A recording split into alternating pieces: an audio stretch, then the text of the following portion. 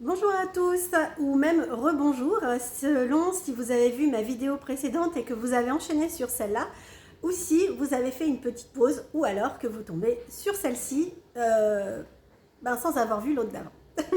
Je vous mets le lien de celle d'avant, je sais pas, sur la vidéo, dans la barre d'infos.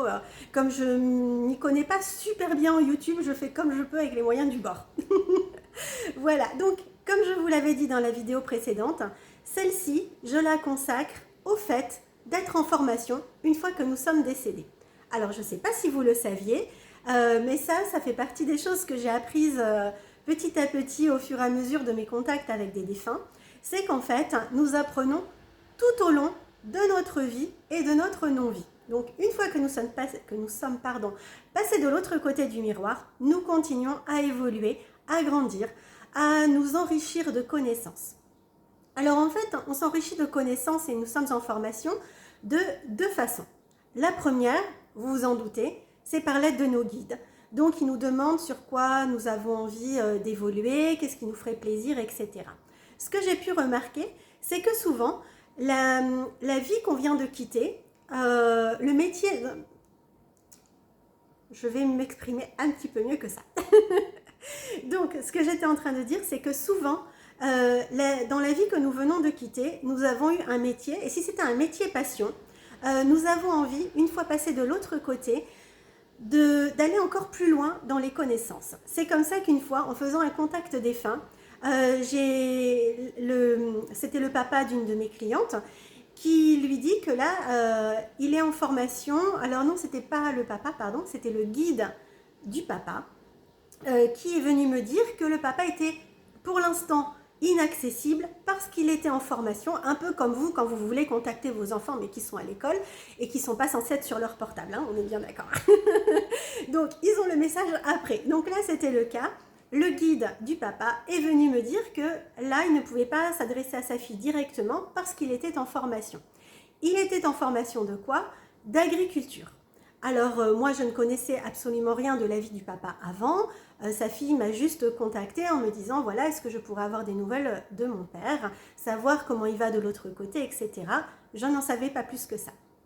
Et donc j'apprends que là il est en formation en agriculture pour apprendre des techniques plus poussées d'agriculture, avec moins de pesticides, avec vraiment comment ça peut être dans la nature, etc. Comment travailler en symbiose avec la nature, parce qu'ensuite, il va devenir guide d'agriculteurs, donc susurrer à l'oreille des agriculteurs, pendant leur sommeil, comment avoir des nouvelles techniques, etc. Et voilà, un peu comme si les agriculteurs allaient avoir des eureka. Mais si je faisais ça, et ben ça sera grâce au papa de ma cliente.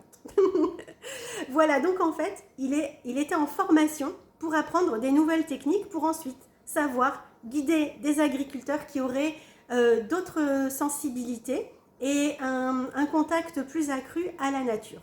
Et ce qui est amusant, c'est que donc cette personne-là, du temps de son vivant, donc la vie qu'elle venait de quitter, c'était un agriculteur complètement passionné par son métier, mais qui utilisait des techniques moins en lien avec la nature. Donc c'était assez amusant de voir ça. Je sais que moi-même, j'ai eu beaucoup de vies de guérisseuse, que dans l'entre-deux-vie, je continuais à peaufiner des techniques et également à servir de guide à des guérisseurs.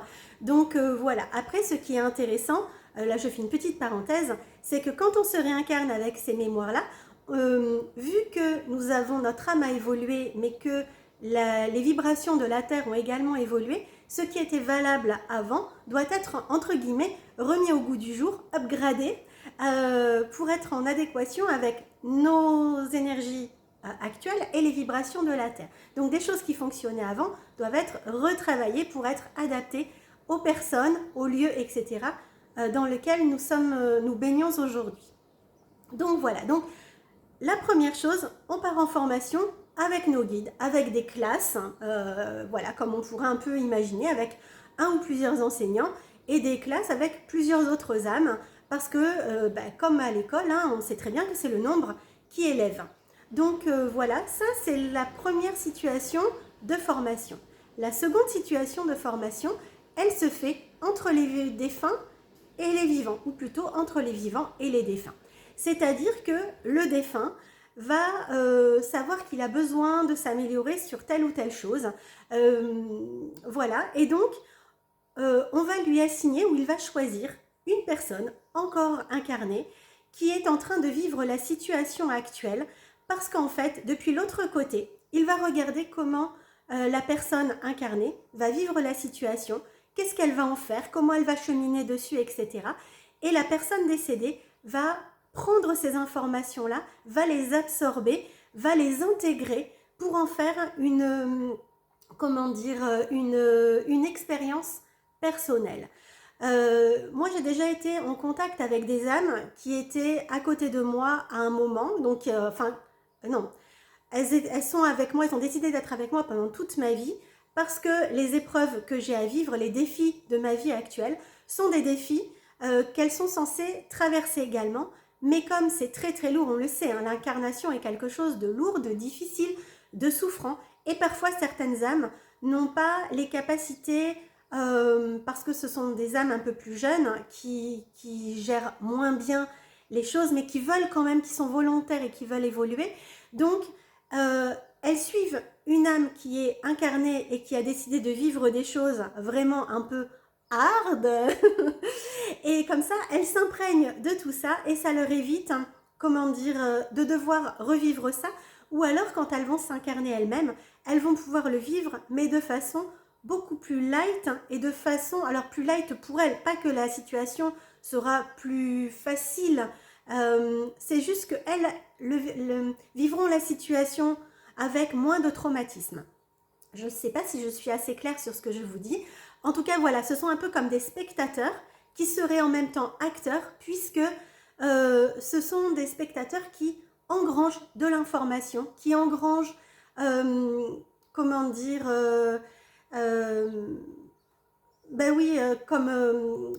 des enseignements, voilà, pour pouvoir ensuite expérimenter les choses de façon beaucoup plus facile.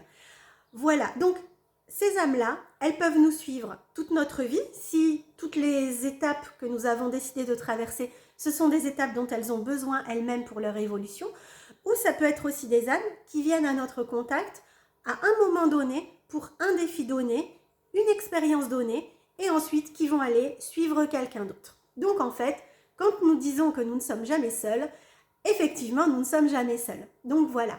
Alors, je ne veux pas vous mettre la pression, hein.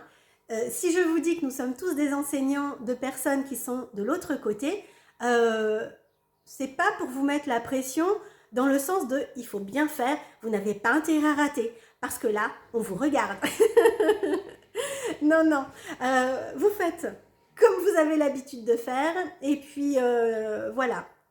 Il y a une petite chose aussi qui peut être importante, c'est que ces âmes-là peuvent aussi être nos guides, c'est-à-dire que si elles ont aussi été en formation avec d'autres et qu'elles ont vu des choses, elles peuvent aussi nous glisser ça pour nous faire gagner un peu d'expérience et vivre les choses de façon moins lourde, moins difficile pour nous.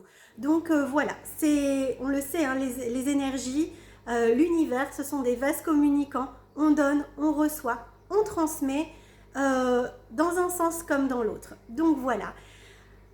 Je trouve ça magnifique de savoir que quand nous sommes incarnés, nous apprenons beaucoup de choses, nous nous remplissons de connaissances, mais quand nous passons de l'autre côté, nous continuons d'une autre façon. Et donc nous sommes toujours en évolution. Et voilà, je trouve ça super. C'est un bon moteur, je trouve que c'est un bon moteur de vie. Parce que la vie, elle est quand on est incarné, mais elle est quand nous sommes aussi désincarnés, quand nous sommes de l'autre côté, peut-être même que nous sommes encore plus vivants que quand nous sommes incarnés. Donc voilà, si, comme je le disais dans la vidéo d'avant, vous voulez avoir des informations sur vos proches décédés, vous pouvez, je vous mets le lien dans la barre d'informations, me contacter pour que j'établisse ce contact. Vous pouvez aussi, je ferai une vidéo là-dessus un peu plus spécifique, mais nous pouvons également, faire des séances d'hypnose. Alors, les séances d'hypnose régressive et spirituelle que je propose ne se font qu'en présentiel. Donc, elles se font avec moi à mon cabinet dans les Landes, sur la côte landaise, mais sinon ça peut également se faire quand je fais des déplacements professionnels. Alors pour l'instant mes déplacements ont été retardés, mais si vous avez envie de me faire venir dans votre région, c'est avec grand plaisir que je me déplacerai. Donc dans ces hypnoses régressives et spirituelles, nous pouvons aussi aller voir quelles ont été les formations que vous avez eues, récupérer ces informations-là de façon consciente pour pouvoir les réutiliser dans la vie actuelle. Voilà, c'est une proposition parmi tant d'autres. Je vous souhaite une belle fin de journée et je vous dis à bientôt. Au revoir!